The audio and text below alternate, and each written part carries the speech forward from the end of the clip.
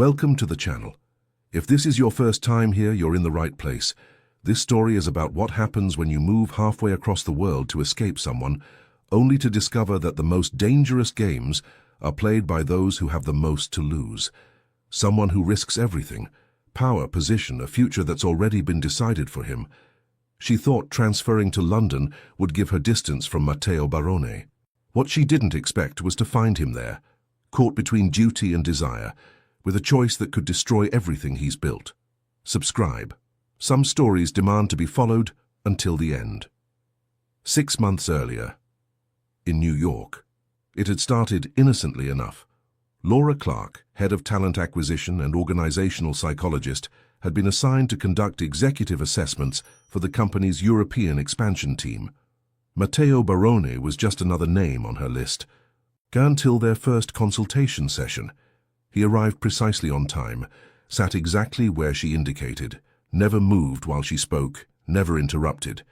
And when he did speak, it was always with a question that landed exactly where it shouldn't. "Most people see what they expect to see," he'd said during that initial meeting, his dark eyes holding hers with uncomfortable directness. "But you actually look. That's dangerous in this business."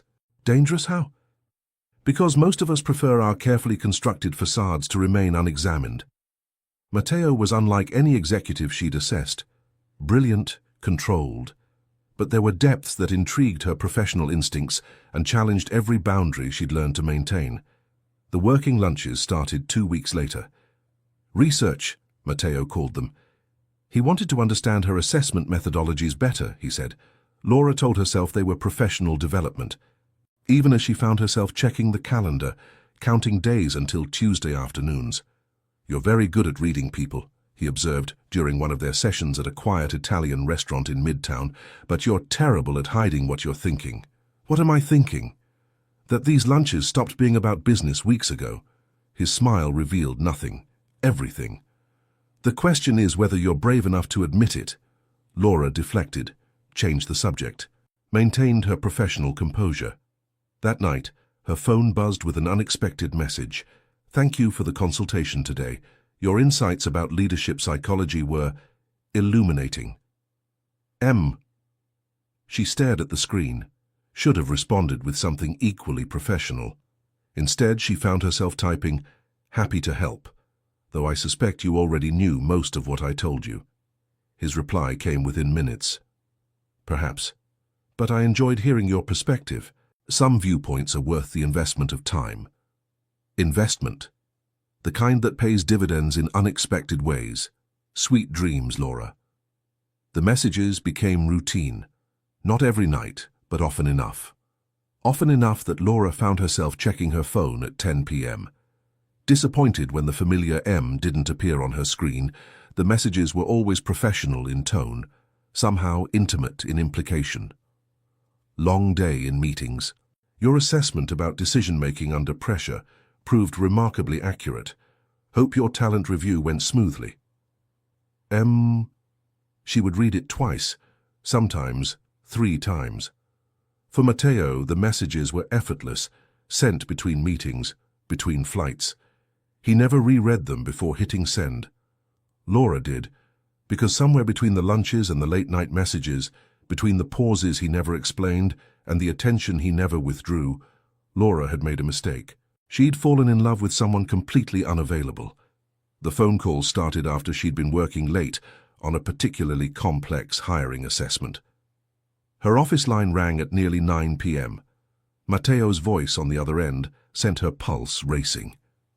"You're still there," he observed. "I saw your light from the parking garage. Big presentation tomorrow. Talent acquisition strategy for the London expansion." "Ah, the London project." Something in his tone shifted. Careful, controlled. "Are you part of the team being considered for transfer? I've been asked to submit my interest level." Laura had been trying not to think about the opportunity, international experience that could define her career, but also an ocean between her and the source of her growing emotional complication. "And your interest level is?" "Professionally? Very high. Personally?" She paused, aware she was venturing into dangerous territory. Personally, it would be a significant change. Change can be valuable, Matteo said quietly. Sometimes distance provides clarity that proximity makes impossible. Laura wondered if he meant the comment generally, or if he understood exactly why distance might be necessary. Either way, the conversation planted seeds that led to her transfer application 2 weeks later. The night before her departure, her phone rang one last time. "So, London," Matteo said without preamble. "London. It's a good opportunity for you. The right move for someone with your expertise." "Thank you." Laura wanted to say more, to ask if he would miss their conversations, their lunches, the connection that had been slowly driving her crazy for months. Instead, she maintained professional courtesy. "Laura," his voice was softer than usual. "Yes? Take care of yourself over there." "I will." "Good. And Laura, London's lucky to have you." The line went dead, leaving Laura staring at her phone, wondering if she'd imagined the note of something deeper in his voice, wondering if leaving was the smartest decision she'd ever made, or the biggest mistake. Laura Clark had calculated every variable in her London transfer, except one. Standing in the marble lobby of the company's European headquarters, staring at the familiar silhouette by the floor-to-ceiling windows, she realized that sometimes the most strategic moves can be the most dangerous mistakes. Matteo Baroni turned from his phone call, and his expression shifted from professional concentration to something that looked disturbingly like satisfaction, as if he'd been waiting for this exact moment. Laura. Her name in his voice carried the weight of 18 months of careful distance, destroyed in a single word. "I wasn't expecting to find you in London," she managed, her professional composure intact but fragile. "Extended assignment. The board felt European expansion required direct oversight." His smile revealed nothing. Clara was quite insistent about the importance of proper management structure. The name hit Laura with calculated precision. Clara Westbrook, daughter of senior partner James Westbrook, heir apparent to half the company's controlling interest, and according to every industry publication she'd tried not to read, Matteo's girlfriend of 3 years. "I see," Laura said carefully. "She's actually the one who suggested your transfer might benefit from experienced guidance. Very thoughtful of her, considering she's never met you." Matteo's dark eyes held hers with laser focus. "She'll be flying in next month for the quarterly board meeting. I'm certain she'll want to meet you properly." The message was delivered with surgical precision. Clara existed. Clara had influence. Clara was coming to London. "How considerate," Laura replied. "She has excellent instincts about people and situations." Matteo glanced at his expensive watch. "Speaking of situations, shall we discuss your project assignment? I have something particularly suited to your capabilities." The elevator ride to the executive floor stretched in loaded silence. Laura stood as far from Matteo as the space allowed, acutely aware that 18 months of careful avoidance had just evaporated. Every nerve in her body recognized his presence. The way he commanded space without effort, the subtle scent of his cologne, the controlled power in his stillness. "The Milano project," Matteo said as the doors opened, "requires someone with your specific expertise in luxury market dynamics." "The Milano project?" "Italian luxury imports, artisanal goods, high-end accessories, items that require cultural understanding." His pause was deliberate. "You'll be working directly with me on strategy and implementation." Of course she would. The conference room he led her to offered a spectacular view of the Thames, but Laura barely registered the scenery. She was too focused on the way Matteo moved, controlled, purposeful, every gesture calculated to demonstrate the authority that made him simultaneously fascinating and dangerous. "The timeline is aggressive," he explained, spreading project documents across the polished table. "Daily coordination meetings, extensive market research, frequent strategy sessions." His fingers drummed against the mahogany surface in a rhythm she remembered too well. "I hope that won't interfere with your social calendar." "I don't have a social calendar." "Neither do I currently. Clara's been occupied with board responsibilities in New York, family obligations, preparing for several major announcements." Something flickered in his expression, too quick to interpret. Long-distance relationships require significant sacrifice. The admission felt both honest and strategic, designed to establish the rules of whatever game they were about to play. That must be challenging, Laura offered. All worthwhile relationships involve challenges. Clara understands the demands of the business, which is one of her considerable strengths. Matteo leaned back in his chair, studying Laura's face. She's very practical about these matters. Very accommodating. Accommodating? She recognizes that business success sometimes requires flexibility in personal arrangements. His smile was enigmatic.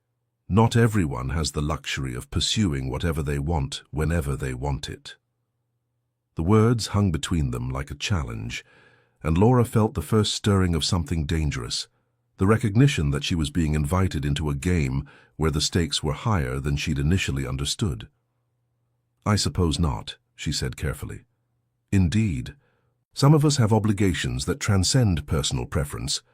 Matteo straightened, returning to business mode with practiced ease. "But enough about personal complications. Let's discuss how you'll be contributing to our success."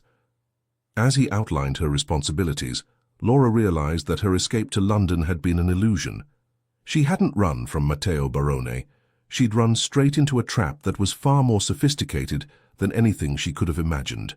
The morning dissolved into project briefings and strategic discussions, but underneath the professional veneer, Laura was acutely aware of a constant undercurrent of tension. Matteo was different here, more controlled, more deliberate, as if London had refined whatever had made him compelling in New York into something more concentrated and dangerous. When their meeting finally ended, he walked her to the elevator with the courtesy of a perfect colleague and the intensity of a man with hidden agendas. "I trust your corporate flat is suitable?" he asked as they waited for the elevator.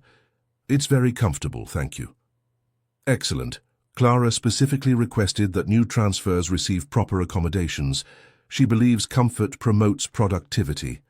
The elevator arrived, and Matteo held the door open for her. "She's very detail-oriented about these matters." As the doors closed between them, Laura realized that Clara Westbrook might never appear in person, but she would be present in every conversation, every decision, every moment of temptation that lay ahead. The game had rules, and Laura was just beginning to understand them. The pattern established itself within days. Morning coffee encounters in the executive kitchen that felt too coincidental to be accidental. Working lunches at increasingly intimate restaurants where Matteo ordered wine she couldn't refuse and asked questions that had nothing to do with business. Evening strategy sessions in his office that stretched long past reasonable hours, always professional, always appropriate, always crackling with tension that made Laura's pulse race and her professional judgment waver. "The Italian suppliers require cultural sensitivity," Matteo explained during lunch at a discreet bistro in Mayfair, his voice dropping to a register that made everything sound like seduction. "They respond to personal relationships, not just contracts. And you believe I can develop those relationships. I believe you're capable of extraordinary things when properly motivated." His dark eyes held hers across the small table. "The question is whether you're willing to be flexible in your approach." "Flexible how?" "Willing to spend time cultivating connections, evening events, weekend cultural excursions, the kind of engagement that builds trust." Matteo's fingers traced the rim of his wineglass. "Of course, such commitment would require sacrifices from both of us." "What kind of sacrifices?" "Personal time, social obligations, the luxury of maintaining careful boundaries." His smile was enigmatic. "Clara, for instance, has had to adjust her expectations about my availability." There it was again, Clara's presence through absence, the reminder that Matteo's time belonged to someone else, that whatever was building between them existed in borrowed moments. "How does she feel about your extended assignment?" Laura found herself asking. "She understands necessity. The board expects results from the European expansion, and Clara's father has made it clear that success here could determine certain future arrangements." Matteo's tone remained neutral, but something in his expression suggested complications beneath the surface. "Future arrangements?" The board has expectations about family continuity, about maintaining certain partnerships that extend beyond business.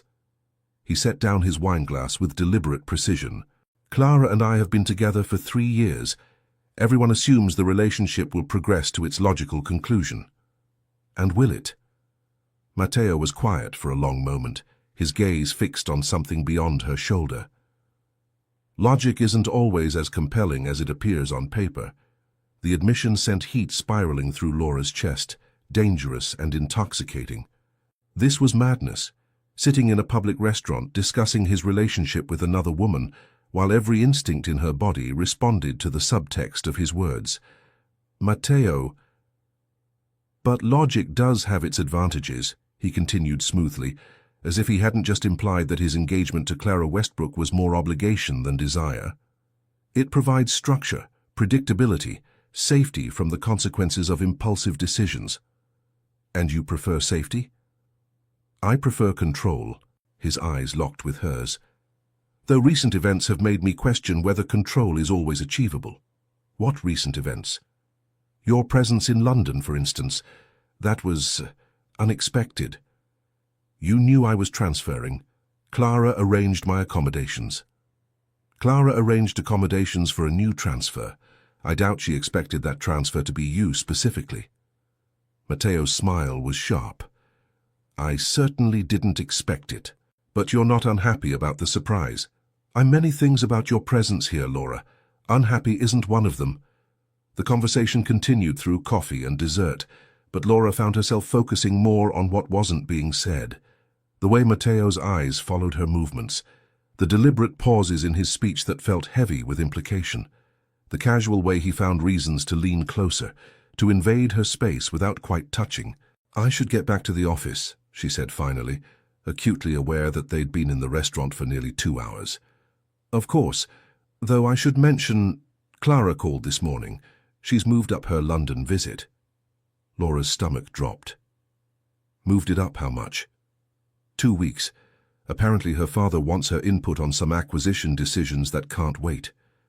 Matteo's expression remained carefully neutral. She'll be here for the board dinner next Friday. The board dinner? Annual event. Very formal, very political. Spouses and significant others are expected to attend. He signaled for the check. I'll be escorting Clara, naturally.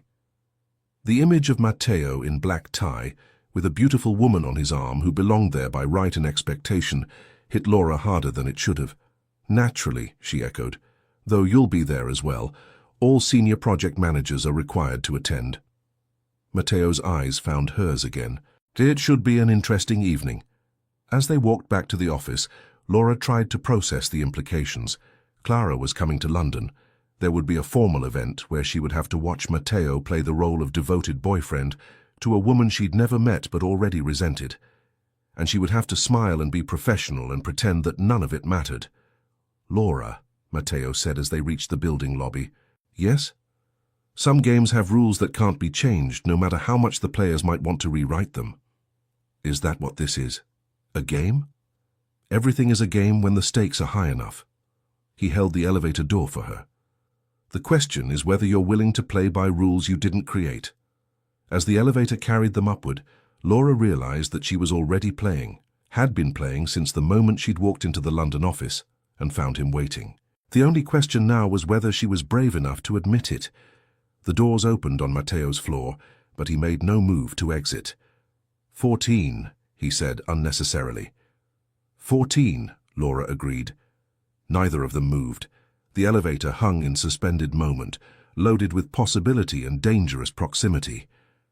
Laura, Matteo said softly. Yes? He stepped closer, close enough that she could see the flecks of gold in his dark eyes, close enough to feel the warmth radiating from his body. Some rules, he said quietly, are more flexible than they appear. Before she could ask what he meant, the doors began to close. Matteo stepped backward off the elevator, his eyes holding hers until the metal barrier cut off her view. Laura sagged against the elevator wall, her heart hammering and her body humming with unfulfilled tension. She was in serious trouble, and the most dangerous part was that she was beginning to want to be in trouble. The phone in her purse buzzed with a text message. Dinner tomorrow, 8 o'clock. We have work to discuss. Maeda. Laura stared at the message, knowing that accepting would cross another line in whatever game they were playing, knowing that declining would be the smart, safe, sensible choice. She typed her response before she could reconsider. Address? His reply came immediately. I'll send a car.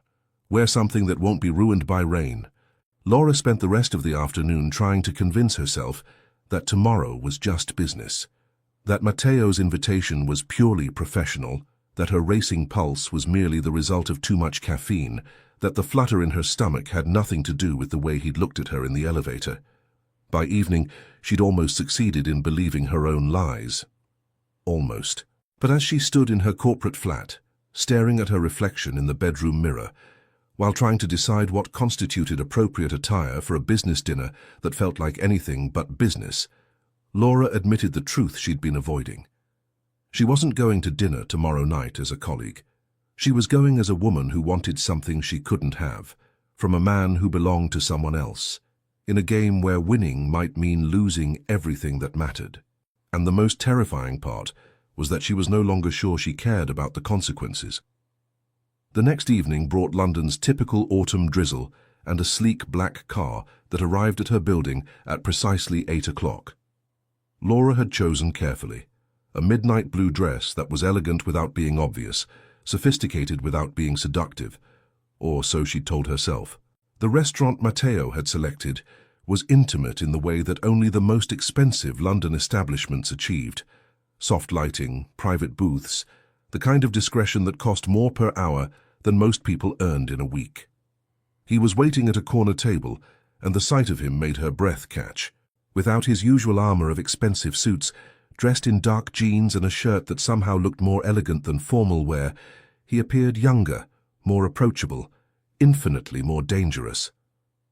"You look beautiful," he said as she approached, the compliment delivered with the casual confidence of someone accustomed to being heard. "Thank you." "Wine?" He was already pouring from a bottle that probably cost more than her monthly rent. "Just one glass.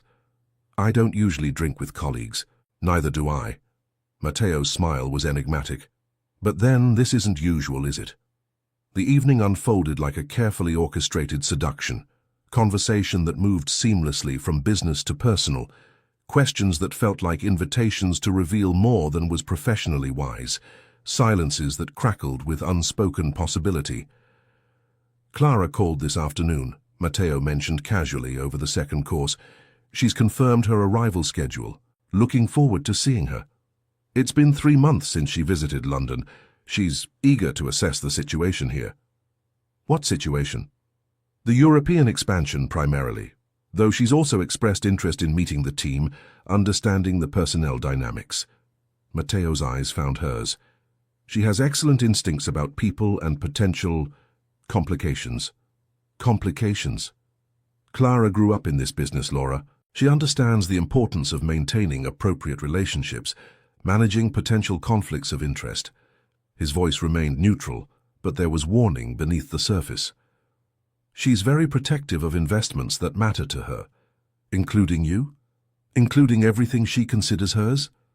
The words hung between them, loaded with implications that made Laura's pulse race. She was being warned, she realized, warned about boundaries, about expectations, about the cost of whatever was building between them. "And you?" she asked quietly. "Do you consider yourself hers?" Matteo was quiet for a long moment, his fingers tracing patterns on the white tablecloth. "I consider myself bound by commitments I made before I understood their full cost," he said finally. "What cost?" "The cost of discovering that some things are more valuable than security, more compelling than logic, more dangerous than anything I've ever risked before." Laura's breath caught at the raw honesty in his voice. "Matteo." "But understanding cost doesn't eliminate obligation." He straightened, returning to that controlled composure she'd learned to recognize as armor. "Some debts can't be forgiven, no matter how much the debtor might wish otherwise." "Is that what Clara is? A debt?" "Clara is many things. She's intelligent, sophisticated, well-connected, perfectly suited to the life that's expected of me." Matteo's smile was rueful. "She's also not you." The admission hung between them like a spark in gasoline, dangerous and inevitable. Laura felt her careful composure cracking, 18 months of professional distance crumbling under the intensity of his gaze. "What are you saying?" "I'm saying that some discoveries are more inconvenient than others. I'm saying that transferring to London was supposed to be about business expansion, not personal complication." His voice dropped to that intimate register that made everything sound like confession. "I'm saying that finding you here was the best and worst thing that could have happened." "Why worst?" "Because you make me want things I can't have. Because you make me question decisions that can't be changed. Because sitting across from you right now, I'm thinking about consequences I can't afford and choices I don't have the right to make." Laura's heart hammered against her ribs. This was it. The moment when whatever they'd been dancing around for weeks finally crystallized into something that couldn't be ignored or rationalized away. "And what would you choose?" she asked softly. "If you could choose." Matteo's eyes blazed with something that looked like hunger and desperation combined. "I would choose you," he said quietly, without hesitation, without question, without a single thought for what it might cost me. "But you can't." "But I can't." They sat in loaded silence, the admission hanging between them like a bridge neither of them dared cross. Laura understood now what game they were playing. Not seduction, not romance, but something more dangerous. They were playing with the boundaries of desire and obligation, testing how close they could come to the edge without falling. "The board dinner is Friday," Matteo said eventually. "I know. Clara will be there. She'll be watching, assessing, drawing conclusions about relationships and loyalties. I understand. Do you? Because once she sees us in the same room, once she observes how we interact, she'll know. Women like Clara always know." "Know what?" "Know that I'm falling in love with someone I can't have." The words hit Laura like a physical blow. Love. He'd said it so matter-of-factly, so quietly, as if discussing the weather, rather than confessing something that changed everything. "Matteo, I know it's impossible. I know it's unfair to you, dangerous for both of us, potentially catastrophic for my career. But I can't pretend otherwise anymore." His hand moved across the table, stopping just short of touching hers. "The question is whether you're willing to be part of something that can't end well." Laura stared at his hand, so close to hers that she could feel the warmth of his skin without actual contact. She could bridge that distance with the smallest movement, could make the contact that would seal whatever bargain he was offering. Instead, she met his eyes directly. "What exactly are you asking me?" "I'm asking if you're brave enough to want something you can't have. I'm asking if you're willing to play a game where the rules are impossible and the ending is already written." His voice was rough with emotion. "I'm asking if what you feel for me is worth the risk of having it end badly." Laura looked at him, this powerful, controlled man who was offering her something precious and dangerous and completely doomed. She could walk away, should walk away, could return to her flat and her projects and her carefully ordered life and pretend this conversation had never happened. Instead, she moved her hand those final inches, letting her fingers brush against his. The contact was electric, immediate, everything she'd known it would be. "Yes," she said quietly. "I'm willing to risk it." Matteo's smile was triumph and devastation combined. "Then God help us both," he murmured, "because we're about to make the most beautiful mistake of our lives." The board dinner loomed like an elegant execution. Laura spent the week watching Matteo transform into someone else, more distant, more controlled, more consciously powerful. He was preparing for Clara's arrival the way generals prepared for war, and Laura was beginning to understand that she was both weapon and casualty in a conflict she'd never fully comprehended. "The Westbrook expectations are quite specific," Emma from HR mentioned during their weekly coffee meeting, her voice carrying the careful neutrality of someone discussing dangerous territory. "Clara's been groomed for this world since childhood. The board has certain assumptions about the relationship. Assumptions. That it will progress to its natural conclusion, marriage, merger, the kind of partnership that solidifies power structures for generations." Emma stirred her coffee thoughtfully. "James Westbrook owns 30% of the company, A marriage would give Matteo access to influence that money can't buy. And if it didn't progress, then Matteo would need to find alternative paths to the kind of position everyone expects him to achieve. More difficult paths, more uncertain ones. Laura spent that evening staring out her flat's windows at the London skyline, processing the full scope of what she'd stepped into. This wasn't just about personal desire or romantic complications. This was about power, about carefully constructed futures, about the kind of business dynasty that treated love as a strategic resource. She was asking Matteo to risk everything for something that existed in stolen moments and borrowed time. The realization should have sent her running. Instead, it made her more determined to see how deep the game went. Thursday brought Clara's arrival and the immediate shift in office dynamics. Laura didn't see her. Clara was whisked directly to the executive floor for private meetings with the board, but her presence was felt throughout the building like a change in atmospheric pressure. "She's even more beautiful than the photographs," she overheard someone saying by the elevators. Matteo looked completely smitten during their lunch meeting. "Did you see her ring?" I think he might have proposed. Each comment was a small knife twist, and Laura found herself avoiding the executive floor entirely, unable to trust her reaction if she caught sight of Clara and Matteo together. But avoidance was impossible when Matteo appeared in her office late Thursday afternoon, closing the door behind him with the deliberate care of someone managing multiple audiences. "We need to discuss tomorrow night," he said without preamble. "The board dinner. Clara will be my official escort. We'll arrive together, sit together, leave together." His voice was carefully neutral, but something in his eyes suggested the performance was costing him. "There will be photographs, media coverage, industry speculation about announcements."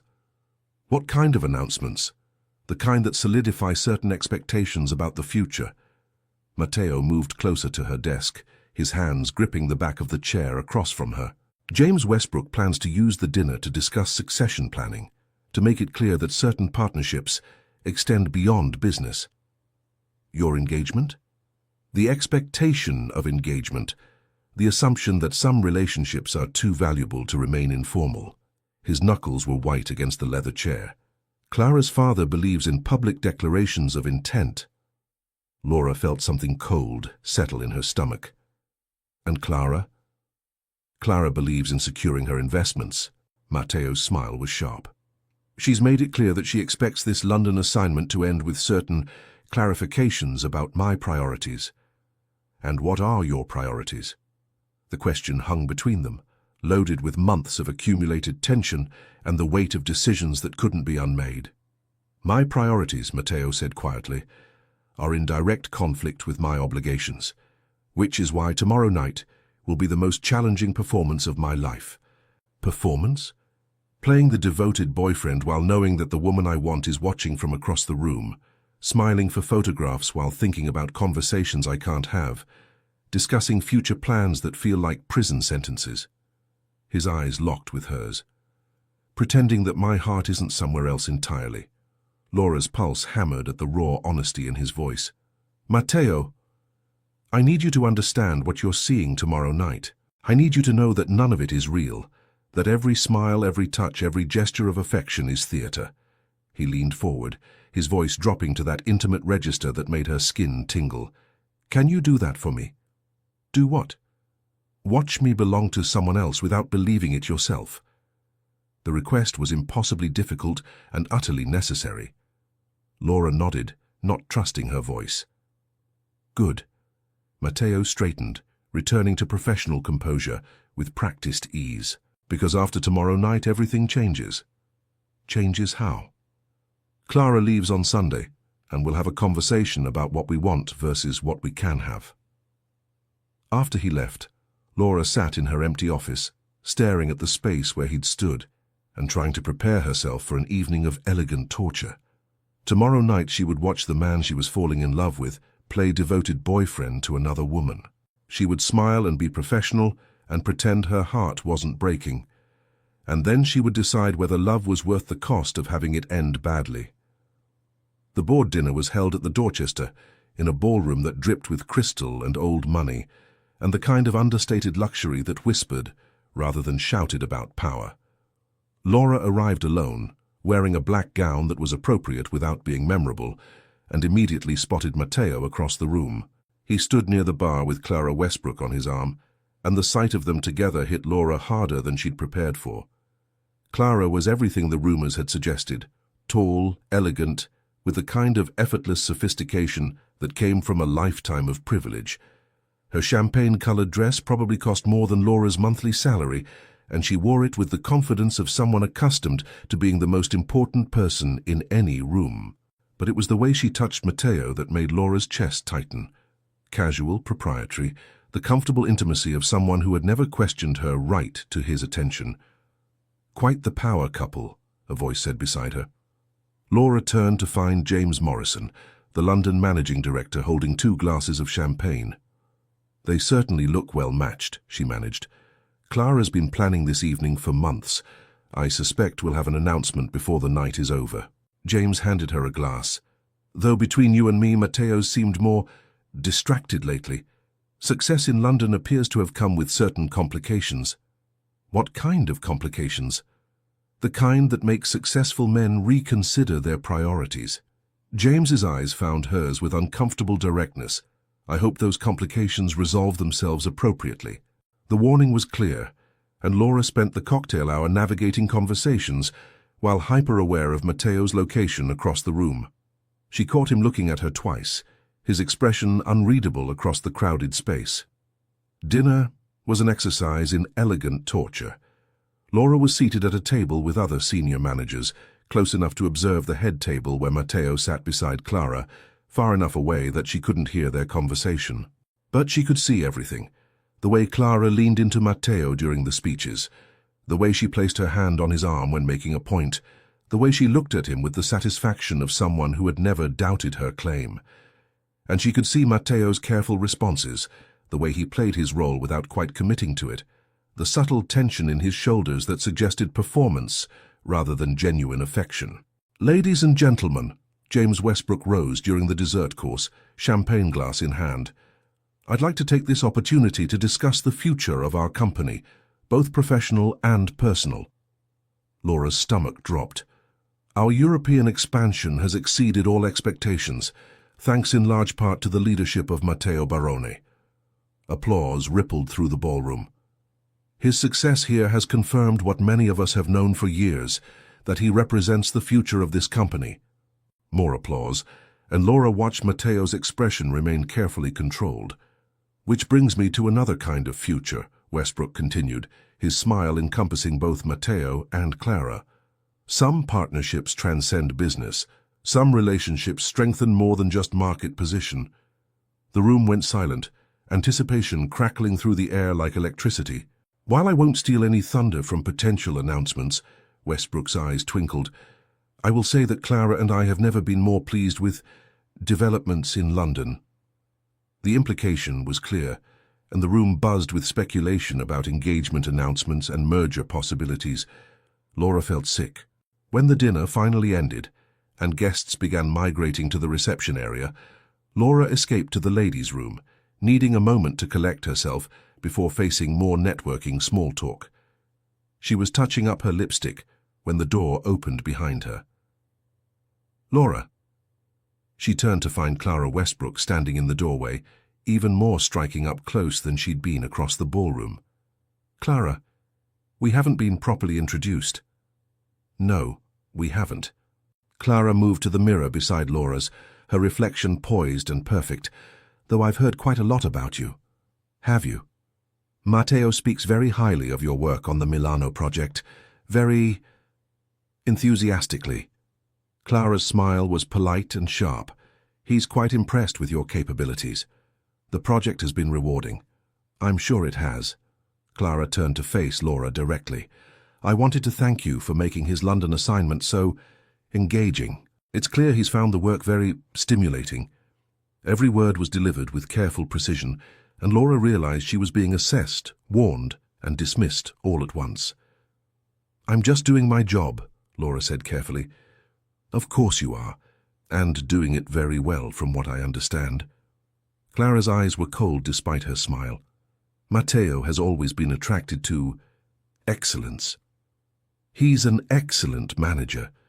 He's many things: brilliant, ambitious, focused on achieving his goals. Clara moved closer, her voice dropping to a more intimate register. He's also very aware of what certain achievements require in terms of sacrifice and commitment. I'm sure he is. Good, because I'd hate for anyone to misunderstand his priorities, especially during such an important time in his career. Clara's smile never wavered. I trust that won't be a problem? Not at all. Excellent. I'm so glad we had this chance to clarify things. Clara left without another word, and Laura sagged against the marble counter, her hands shaking slightly as she processed what had just happened. She'd been warned off, politely, but unmistakably, by a woman who had no idea how accurate her instincts were. When she returned to the reception, she found Matteo standing alone near the windows overlooking Hyde Park, his expression distant and unreadable. "Enjoying the party?" she asked, approaching carefully. "Immensely," he replied, his tone dry. "Nothing I love more than performing for an audience. Your performance was very convincing, was it?" His eyes found hers, and she saw something that looked like desperation beneath the controlled surface. Because it felt like dying by degrees. Matteo, Clara's father made his expectations quite clear during our private conversation. The board believes in dynastic marriages, in partnerships that strengthen rather than complicate business relationships. His jaw tightened. Apparently, my London success has earned me the privilege of more explicit expectations about my personal life. What kind of expectations? The kind that involve rings and announcements, and the security that comes from choosing the safe path. Matteo's laugh was bitter. The kind that make wanting you feel like the most expensive mistake I could possibly make. Laura felt her heart clench at the raw honesty in his voice. Then maybe you should stop wanting me. Should I? He stepped closer, close enough that she could smell his cologne over the champagne and flowers filling the ballroom air. Should I pretend that watching you across the room tonight wasn't the only thing that made this bearable? Should I act like having Clara touch me didn't make me think about what it would feel like to have your hands on me instead? Yes, Laura whispered, though every instinct in her body was screaming the opposite. You should. I can't. His voice was rough with emotion. I've tried, Laura. God knows I've tried to be reasonable about this, to think about careers and consequences and all the logical reasons why this is impossible, but I can't stop wanting you. The admission hung between them in the crowded ballroom, dangerous and intoxicating, despite the risk of being overheard. We can't do this here, Laura said quietly. No, we can't. But Matteo made no move to step away. Clara's staying through Sunday. 3 more days of playing the devoted boyfriend, of pretending my heart isn't somewhere else entirely. And after Sunday? After Sunday, we have a decision to make. Before Laura could ask what kind of decision, Clara appeared at Matteo's side, her arm slipping through his with practiced ease. Darling, your father's looking for you, she said to Laura, though her eyes never left Matteo's face. Something about the Milano project timeline? Of course. Laura forced a professional smile. Excuse me. As she walked away, she felt the weight of both their gazes on her back, Clara's satisfied and territorial, Matteo's conflicted and hungry. Sunday suddenly felt both too far away and terrifyingly close. Friday passed in a haze of professional normalcy, masking personal chaos. Laura threw herself into project work, trying to ignore the constant awareness of Matteo's presence 1 floor below. He was in meetings all day, with Clara, with the board, with various executives who wanted FaceTime with the golden couple, but Saturday brought an unexpected development. Clara's flight has been delayed, Emma mentioned during a chance encounter in the lobby. Some issue with the plane, she won't be leaving until Tuesday now. Laura's stomach clenched. Tuesday meant 4 more days of watching Matteo play devoted boyfriend, 4 more days of elegant torture. I'm sure Matteo's pleased to have more time with her, Laura managed. Actually, he looked rather strained when I saw him earlier. Perhaps all this entertaining is wearing on him. Emma's smile was knowing, though Clara seemed quite pleased about the extended visit. More time to solidify certain arrangements. Laura spent Saturday evening in her flat, trying to focus on anything other than images of Matteo and Clara together. She failed spectacularly. Sunday morning brought an unexpected knock on her door. Laura opened it to find Matteo standing in the hallway, looking haggard and desperate and completely undone. "What are you doing here?" she asked, though her pulse was already racing at the sight of him. "Clara's at a spa day with the wives of other board members. I have 4 hours." His eyes blazed with something that looked like barely controlled hunger. 4 hours to stop pretending I don't want you more than my next breath. "Matteo, this is crazy. I know it's crazy. I know it's dangerous and stupid and potentially catastrophic for both of us." He stepped closer, forcing her back into her flat. "But I can't spend another day playing devoted boyfriend when all I want is to be with you." Laura's back hit the closed door as Matteo stood close enough to touch, his hands braced against the wood on either side of her head. This close, she could see the exhaustion in his eyes, the strain of maintaining a performance that was costing him everything. "You know what this would cost me," he said quietly, echoing his earlier warning, but with different intent now. "You know what I'm risking just by being here." "Then why are you here?" "Because some things are worth any cost." His hand came up to cup her face, thumb brushing across her cheekbone with devastating gentleness. "Because I'd rather have one honest moment with you than a lifetime of beautiful lies with someone else. This is dangerous. Everything worth having is dangerous." His voice was barely above a whisper. "The question is whether you want it enough to risk the consequences." Laura looked into his dark eyes and saw her own desperation reflected there. This was madness, letting him into her flat, crossing every line they'd carefully maintained. It was also inevitable. "Yes," she whispered. "I want it that much." Matteo's smile was triumph and relief and desperate hunger combined. "Thank Christ," he murmured, and then his mouth was on hers. The kiss was everything she'd imagined, and nothing like she'd expected. Gentle at first, almost reverent, as if he was savoring the reality of finally touching her the way he'd wanted to for months. But when Laura responded, when her hands came up to rest against his chest, Matteo's control wavered. He kissed her with months of restraint finally cracking, and Laura felt herself dissolving into the moment she'd been afraid to want for so long. "Dio mio," he murmured against her lips, the Italian endearment more affecting than any English words could have been. Laura's breath caught at the sound of her name in his voice, rough with emotion and something that felt dangerously close to desperation. This was crossing every line they'd carefully maintained, destroying every boundary they'd constructed. "I've wanted this," she whispered, the admission torn from her before she could think better of it. "So have I." His voice was strained. "You have no idea how long I've—" And then his phone rang. The sound cut through their moment like a blade, sharp and insistent and impossible to ignore. Matteo froze, his breath coming hard against her skin, his hand still framing her face. "Ignore it," Laura whispered. But the phone continued ringing and reality crashed back over them like cold water. Matteo stepped back, the space between them suddenly feeling like a chasm, and reached for the device with shaking hands. "Clara," he said, seeing the caller ID. The name was like a slap. Laura stepped back, suddenly aware of what they'd almost done, of how close they'd come to crossing a line that couldn't be uncrossed.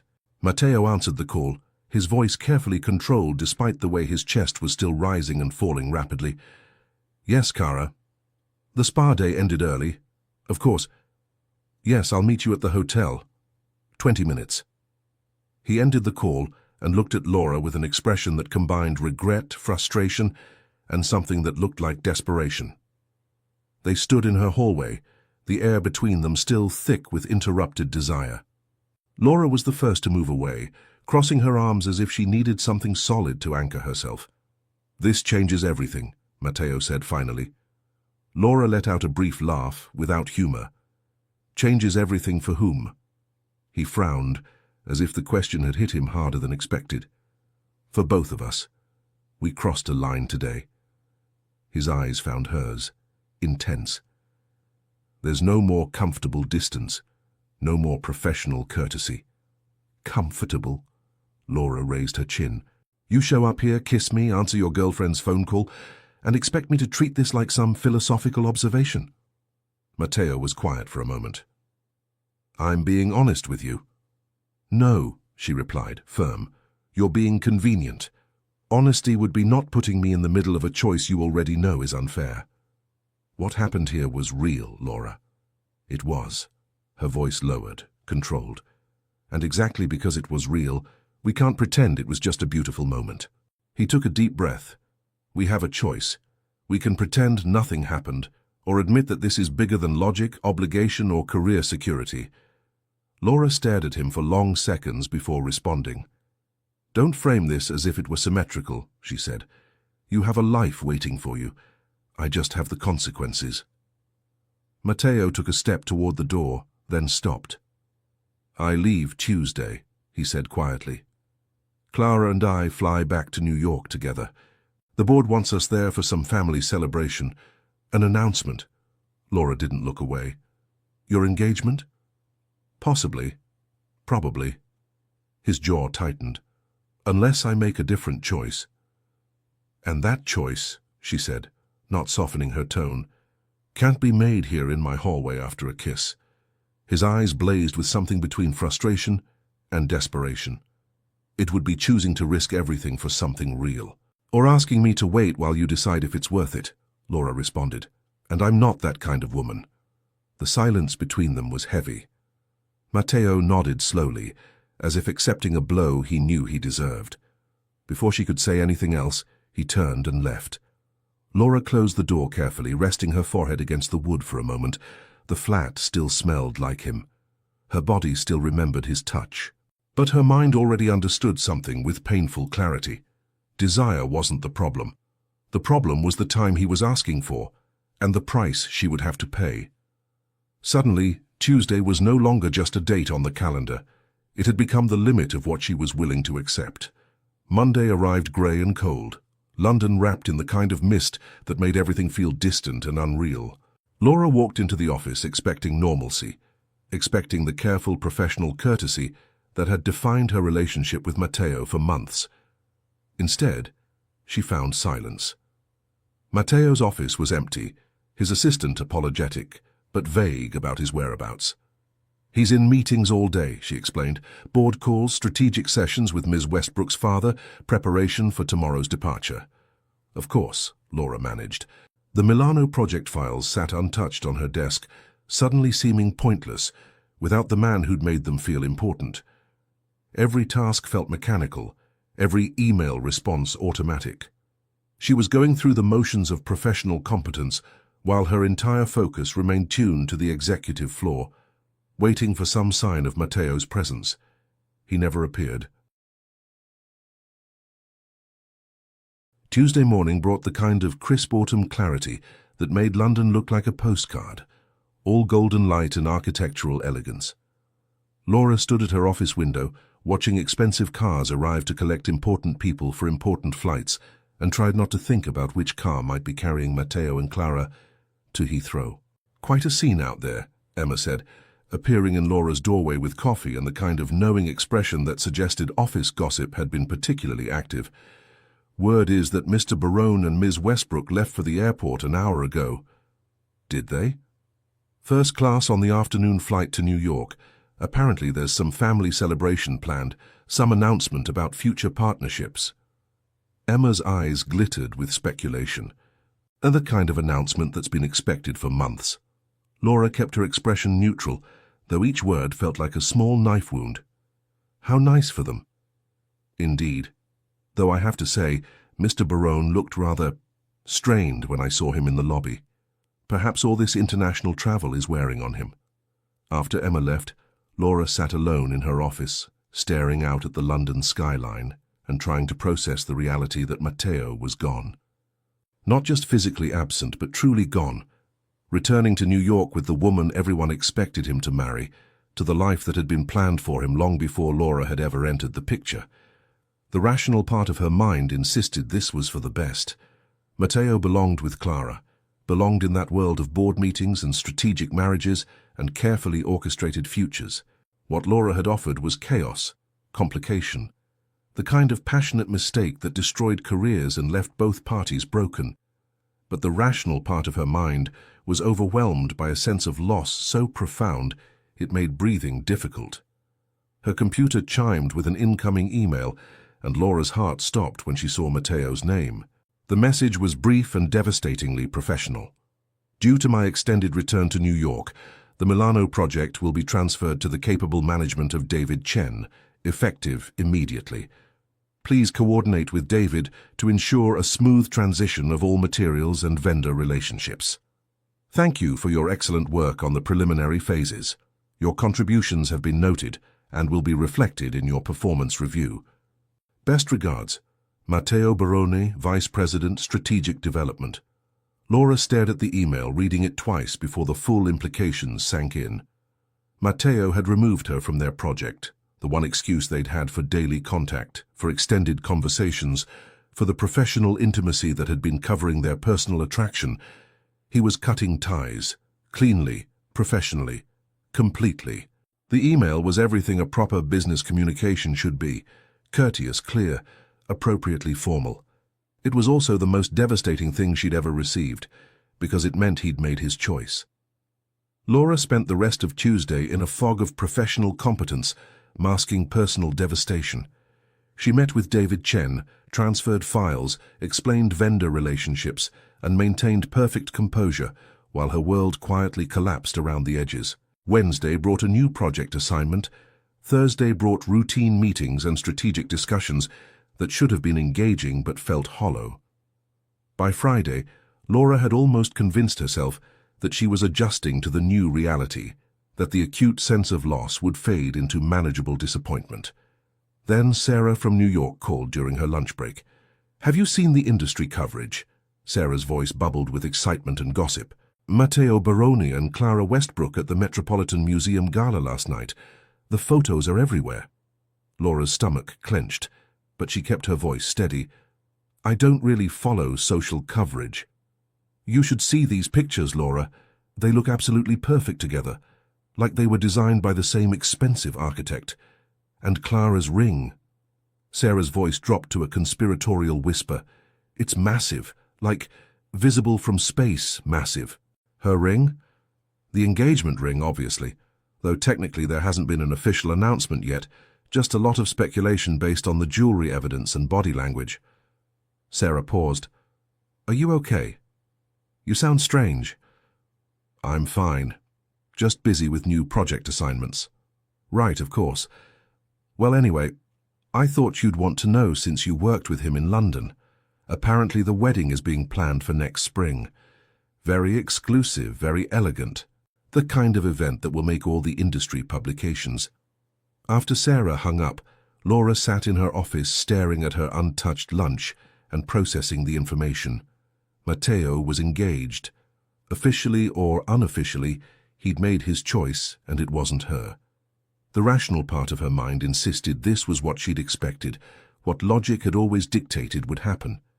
Men like Matteo didn't abandon strategic marriages for passionate complications. They didn't risk dynasties for desire. But knowing something intellectually and accepting it emotionally were entirely different challenges. Laura spent the weekend in her flat, avoiding social media and news coverage, and anything that might contain images of Matteo and Clara looking perfect together.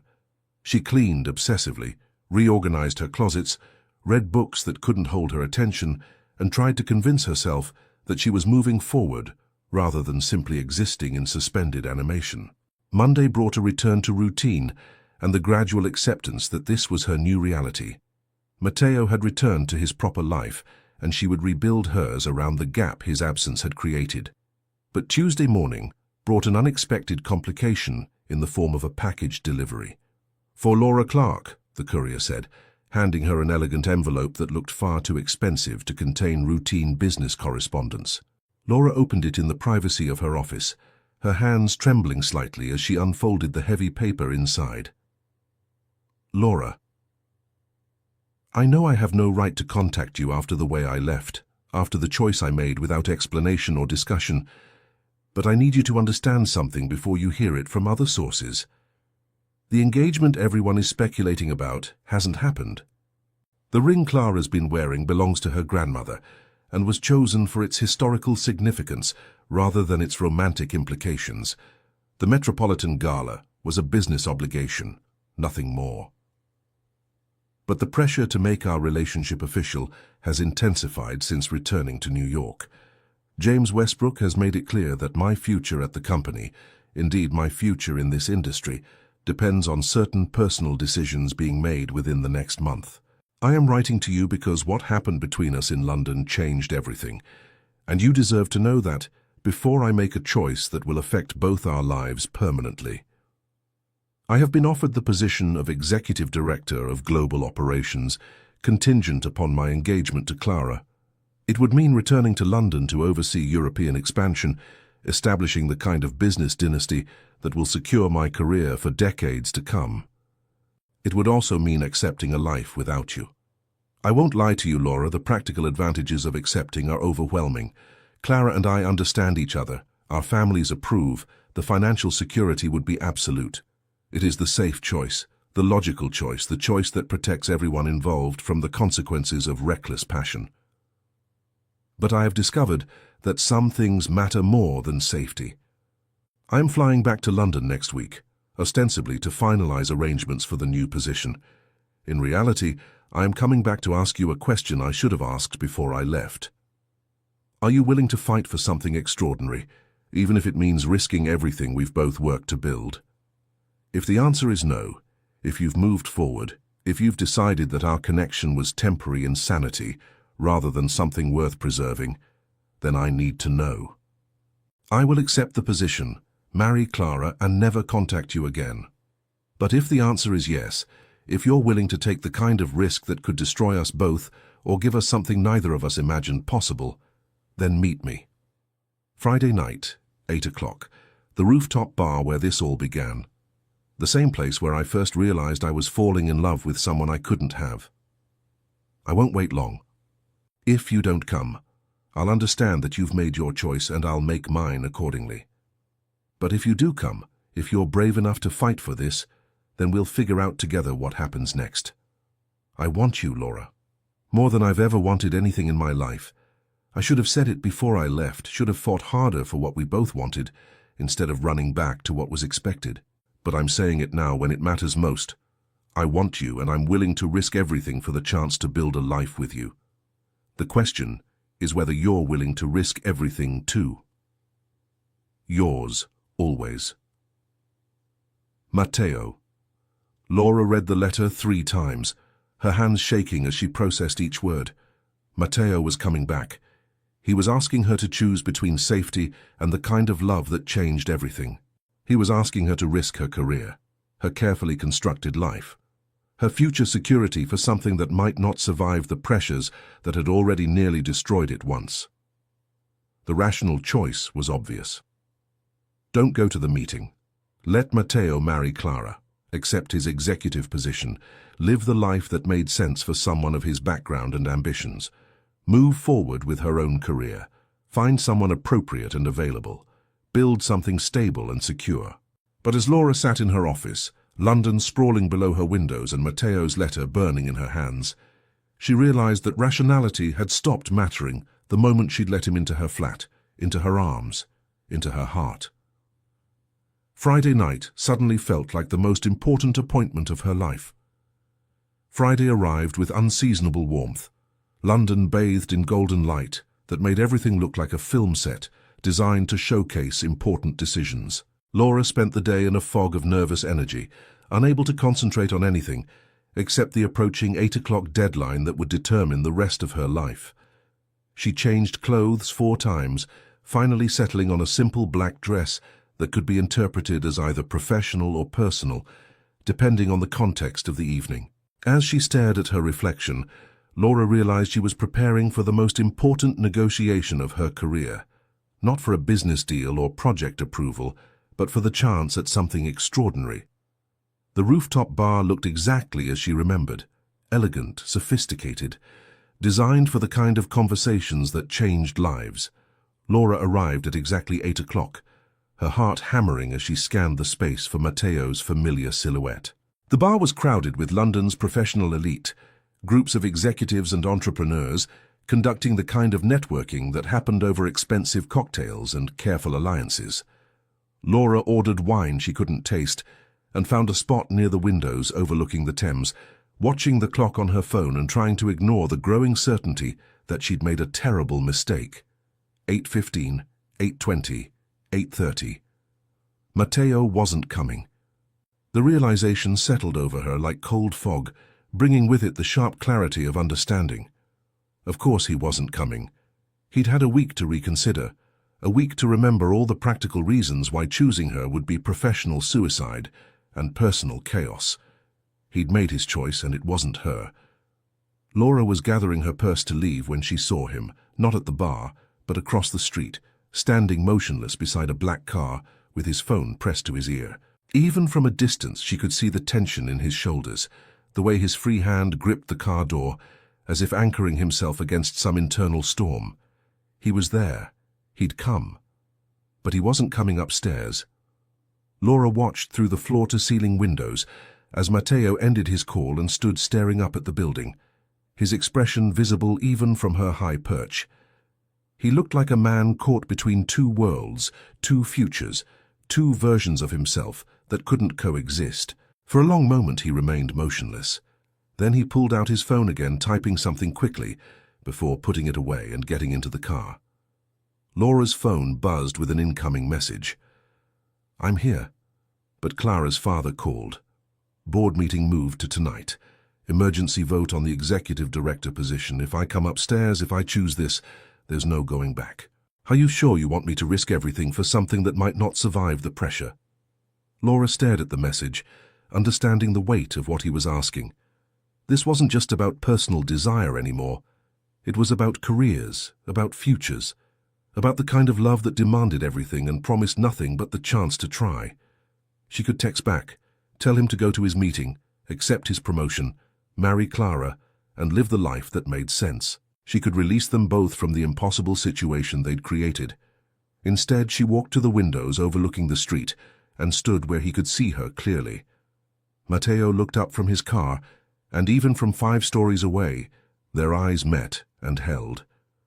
Laura placed her hand flat against the glass, a gesture that could mean anything or everything.